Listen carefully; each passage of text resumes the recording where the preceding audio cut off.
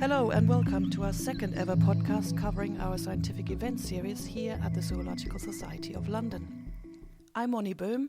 I'm a postdoctoral researcher at the Society's Institute of Zoology, and in this podcast we will be exploring whether or not there's a sustainable approach to fishing in the Arctic. Why the Arctic? Well, with climate change causing sea ice to retreat, large areas of the Arctic, which were previously inaccessible to any kind of fishing or any other human impact for that matter, are opening up to potential exploitation. So how do we best manage these areas? Should we set them aside as protected areas? Should we allow sustainable fishing? And if so, is there in fact a sustainable approach that would work? Now, I'm not a marine biologist. In fact, my knowledge on the marine environment and fisheries doesn't extend much further than the short walk to my local chippy. However, I like to eat my fish in the knowledge that I don't cause excessive harm to fish stocks and the wider environment. So to help me figure things out, I have 5 guests with me, and we'll be discussing the emotive subject of exploiting marine resources in general and the case of Arctic fishing in particular. Right, now with me is Rod Capel, who is director at Poseidon, which is a fisheries consultancy working with governments and the seafood industry. Rod, I have very little knowledge generally of where my fish comes from, and even fewer knowledge on how important fisheries may be for national economies. Is it right that in the UK, much of our Arctic caught fish comes from Greenland, for example? Well, in the UK, a lot of the fish, particularly the whitefish, because British consumers love their fish and chips still, and they love the whitefish of cod, haddock and whiting. And a lot of that actually comes from the Barents Sea. Some Greenland boats do fish in the Barents Sea under licence, but basically the UK and Europe as a whole imports an awful lot of their fish that people eat from other countries. So while it's not that important to the UK economy, despite the discussions in the Brexit debate about fishing, it is important to many other economies. For Greenland, in fact, fishing and fisheries is critical to the economy. Around 7% of Greenland's GDP is down to fishing, and that's actually grown over recent years, up from 5% 5 or 6 years ago, because other sectors have declined, but fishing is an indigenous industry that's kept going. By comparison, the UK GDP contribution from fishing is about 0.05%. So you could argue that fishing is 140 times more important to the Greenland economy than the UK economy. So given Greenland's dependence then on fisheries, how can we implement sustainable fisheries while protecting this previously unexploited region of the Arctic? Well, some of the work I've been doing has been on Marine Stewardship Council certification. I'm working with a group called Sustainable Fisheries Greenland, and they're a group of industry and fishermen's associations in Greenland that have been looking to get their fisheries assessed against the MSC standard. So they are very aware of the need to protect their resource because, as I said, economically they're so dependent on it. They export a lot of it to the EU market, which has a growing interest in the sustainability of seafood as well. So they undertook 5 or 6 years ago to encourage their fisheries through this process. And through that, they have to prove their sustainable credentials and also look to apply improvements that we identify in their management. Can fishing ever be truly sustainable, or are we just kidding ourselves? Well, I strongly feel that fisheries can be sustainable if you consider the 3 pillars of sustainability being the environment, the economy and society. Certainly in Greenland, it's all those 3 pillars that are essential, and they recognise the need to protect their environment in order for the fish resources to keep producing and them to be able to keep harvesting. So there's a real recognition that fisheries needs to be sustainable. Otherwise, it's a very short-term view. These fishing operators are going to go out of business. How would you suggest we best manage Arctic waters in a nutshell? I feel that it has to be a combination of measures, because what is clear from Arctic countries and Arctic communities is that they require the flexibility to deal with whatever nature throws at them. There will be new opportunities with more temporal species moving further north, and there will be a shift in Arctic fisheries further north as well. We're already seeing that. So there needs to be a level of protection, but that needs to be on a sort of pragmatic and reasonably flexible basis, I feel. Otherwise, fishing communities that are so dependent on it will really struggle to survive. Okay, thank you very much, Rod. So with me now is Rowan Curry, who is Fisheries Standards Director of the Marine Stewardship Council. So Rowan, can you explain for lay people like me, how does the fishery certification process work under the Marine Stewardship Council? The certification process for the Marine Stewardship Council relies on third parties, conformity assessment bodies, to assess individual fisheries. Each fishery that comes into the program, they have a site visit to go out and actually collect information, and they conduct scoring of the fishery against three principles: stock status, environmental effects, and the management system. Those three broad areas are assessed. And if the fisheries pass, then they are able to be certified. Frequently you obtain conditions, and those are issues that have to be addressed by the fishery over the course of their certificate, and the certificates last for 5 years.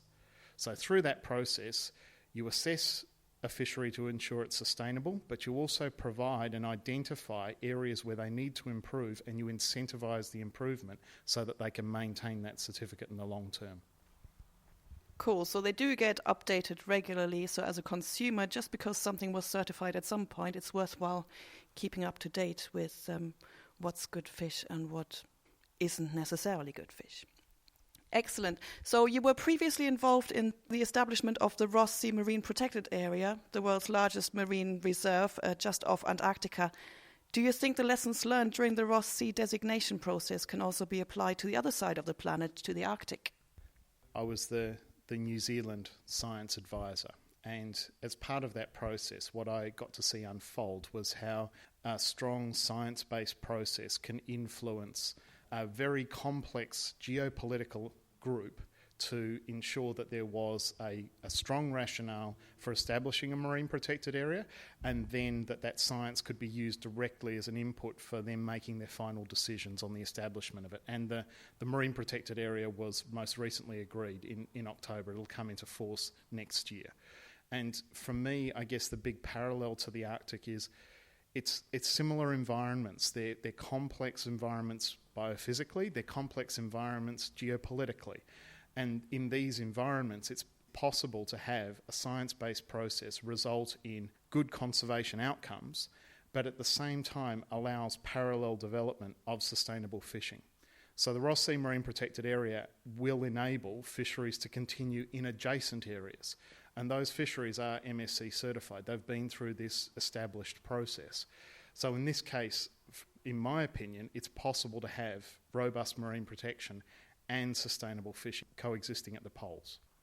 So economics has never been my strong subject, but aren't there very different economies at play in the two regions, in the Ross Sea region and in the Arctic, specifically when it comes to fisheries? And could this mean that the Ross Sea approach doesn't entirely work in the Arctic?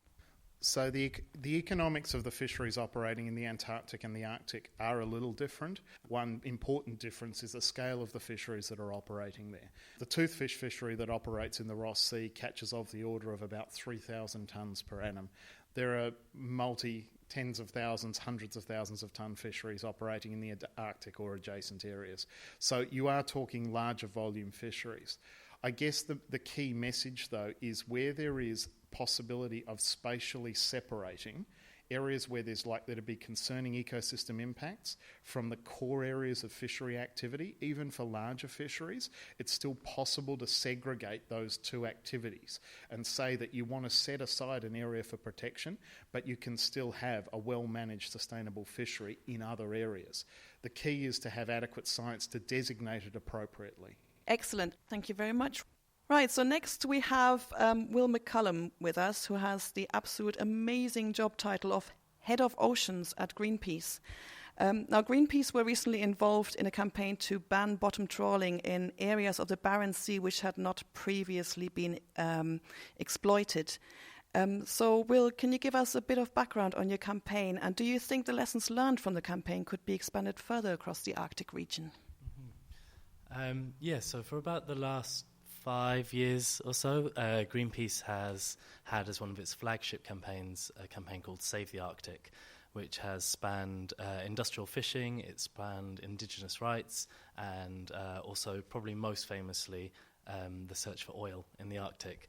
And for the last couple of years, we've really been looking at the Barents Sea and the fishing operations going on up there. Over the last 20 years, the fishing season in the Barents Sea has expanded by about 20 weeks because of ice melt resulting from changes in the climate. So what we're seeing at the moment is a rapid expansion of potential waters to fish in. And we're seeing the industry just slowly moving further and further north each year. So our campaign was really to try and persuade the industry and try and persuade consumers that we shouldn't automatically assume that these waters will be available to fish. And actually, we have a great opportunity here to protect these waters, which have amazing wildlife on the seabed. They're largely unexplored because this is just completely uncharted territory. So, as a consumer myself, how much of the success of this campaign was down to mobilizing people like me who quite like to eat fish? A huge amount of it. The consumer pressure is always what Greenpeace depends on, in a way, and it's what retailers and supermarkets are most scared of. So it's a vital part of Greenpeace campaigns, and it's consumer pressure that allows us to pull that lever with large companies and make sure that they listen to us and that we can get them round a table to have these important discussions. There's also always the argument with any fisheries that greater protection can often be a win-win for fishermen. If you protect areas, you see huge increases in fish stocks, or you see greater biodiversity. The economic benefits of marine protection is a well-established fact. So if you had the final say, how would you suggest we best manage Arctic waters that have not been previously exploited? The Arctic is melting at an unprecedented rate, and temperatures are soaring. Each year they're getting hotter and hotter. It's new territory, and we're unsure where it's going. At the same time, we have the Aichi targets, which say that we should be protecting 10% of the world's oceans by 2020, and there are many within the scientific community who say that actually we need to be protecting at least 30% of the world's oceans. If we want to get there, we're going to have to protect a lot more, a lot quicker than we're currently doing. So it would be, in a way, a beautiful irony for these waters, which are appearing as a result of ice melt from climate change, could be protected in part as a way of sequestering carbon, but also to protect biodiversity that we don't know that much about. So in answer to the question, how would I best manage the Arctic waters, I'd say let's start with assuming maximum protection where possible. Excellent, thank you very much. So joining me now is Chris Jessen. Now Chris is a research fellow here at the Zoological Society of London's Institute of Zoology. He started his career with a degree in pure maths, but we won't hold that against him. He is now a marine scientist, focusing in particular on assessing the impact of trawling on seabed fauna in Greenland waters. Right, so Chris, as you know, I do my science primarily sat at a computer in a cozy office, as far removed from the challenges of fieldwork as is feasibly possible. How do you even go about studying the impact of something like bottom trawling? I would assume it's very difficult to set up experiments in a seabed environment. Well, I also spend most of my time sitting in front of a computer, but occasionally I do get to go out to some really cool places inside the Arctic Circle. Really what we do is we take observations of what's there. It's very difficult to set up what we might call a gold standard experiment where we are examining trawled and untrawled areas because, frankly, there aren't very many untrawled areas out there. We estimate that in the West Greenland area where the shrimp trawl fishery operates, about 85% of available habitat has been trawled based on the limited information we have. The areas that haven't been trawled tend to be very odd areas, untrawlable areas, and not suitable for comparison. So what we can do is we can use our camera to take pictures of the seabed. We then sit at our computers and count the organisms that we see, and then try to do comparisons across heavily trawled areas and lightly trawled areas, and look at relationships between the areas. And what we typically find is some pattern of diversity where higher trawled areas tend to have lower diversity and the less trawled areas have higher diversity. So given all this, do you think that science is limited in what it can actually achieve to inform fisheries? I still think there's lots of useful information that we can provide. We can't necessarily provide definitive before and after stories of what's happened, but what we can do is we can identify vulnerable or potentially vulnerable species and habitats, and we can provide this information to fisheries managers so that they can make more informed decisions about protection measures based on the information we have about vulnerabilities.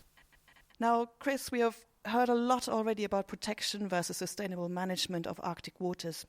Now, as somebody who has actually studied impacts of trawling on our seabeds, do you think bottom trawling can ever be truly sustainable?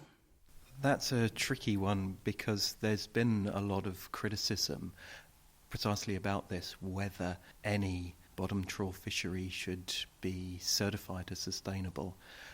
Lots of seabed have been trawled extensively for a very long time, and it's debatable whether those intensively trawled areas will ever recover.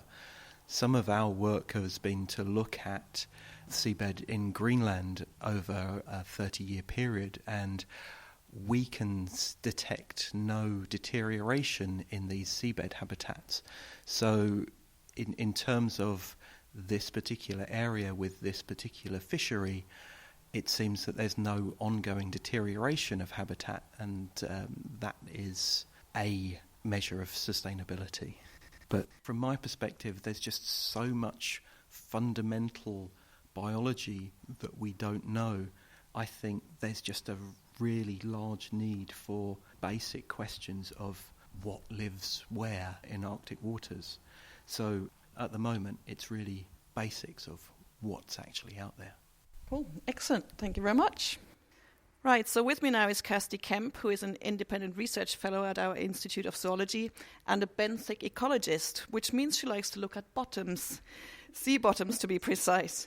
Kirsty does all sorts of cool things with underwater cameras and remotely operated underwater vehicles, investigating disturbance of fishing on the seafloor.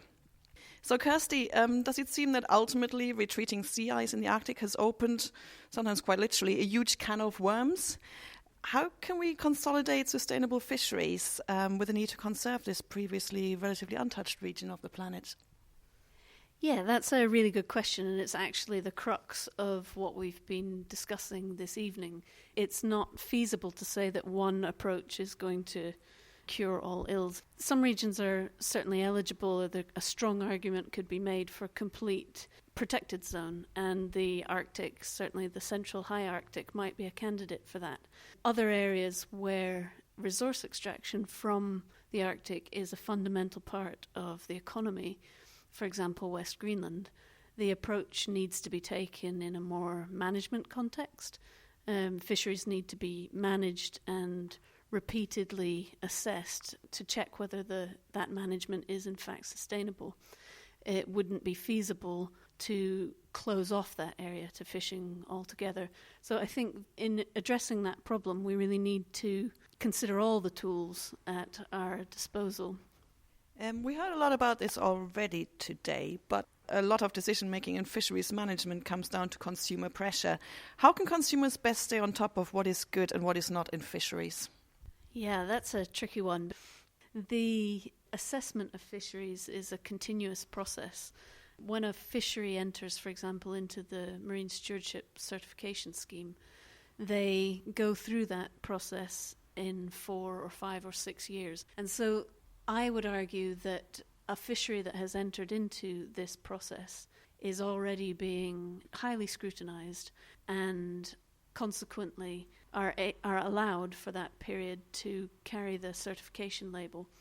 There's debate about this, but I would argue that that certification label is valid and a consumer can trust it. But it's also changing. You can't assume that just because one stock was fine last Christmas that it's going to be totally fine this Christmas. So if you were Arctic president and had the final say, how would you suggest we best manage Arctic waters, in a nutshell? In a nutshell, we have to address this issue through a myriad of approaches. There are regions which could be closed off that have not yet been fished and are becoming accessible to resource extraction, not just fishing, but tourism and fossil fuel extraction. And these are becoming accessible due to the retreat of the sea ice, and there's a very strong argument that we should employ a precautionary principle straight off the bat, close those areas and preserve them as they are. However, this isn't feasible or reasonable in other areas where fisheries can contribute up to 70% of a national economy, such as in Greenland. And those fisheries, the efforts of the fisheries themselves to improve their practice and to have a sustainable product has to be respected, and they have to be allowed to go through that process. Thanks, Kirsty, and thanks to all of our guests for a great insight into the complexity of present-day conservation. Opening up of Arctic fisheries comes with economic possibilities for regions highly dependent on marine resources, but also with the threat of heavy human impact on one of our last truly wild and relatively untouched environments. From what we heard today, the answer probably lies in a balance between areas closed off to fisheries and areas of sustainable management. So a bit of a tightrope walk. To guide us along, we need dedicated researchers like Kirsty and Chris and the funds for them to do their work, to provide the science that measures the impacts we may be having on the Arctic seas. As for this particular consumer, well, I will be heading back to my cozy desk and check out the latest Good Fish Guide. So thanks for listening to our second ever podcast. I know that one swallow doesn't make a summer. I am a zoologist after all. But I reckon 2 podcasts pretty much make a series. So listen out for more of our wild science podcasts in future. Bye!